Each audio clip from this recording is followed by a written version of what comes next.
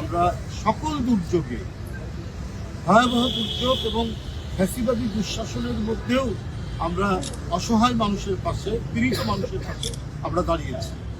যখন শেখ হাসিনা তার প্রবল প্রতাপ দিয়ে বিরোধী দল নিশ্চিহ্ন করার কর্মসূচিতে লিপ্ত, আমরা যখন কোনো কাজই, দলীয় কোনো কাজই আমরা করতে পারতাম না, এমনকি এই সামাজিক কাজগুলো, সমাজসেবামূলক কাজগুলো করতে তারা দিত না, পুলিশ এসে সেটাকে বানচাল করত।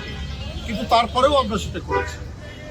তারপরেও আমরা এই যে 15-16 বছর সে যে অন্যায়ভাবে রাজত্ব করেছে, তার মধ্যে কি করোনা, কি বন্যা, আর কি প্রচণ্ড শীতের মধ্যে শীতার্ত মানুষকে শীতবস্ত্র দেওয়া, এই কর্মসূচি কোনো বছরেই আমাদের কখনোই ঘাটতি হয়নি, বাদ থেকে।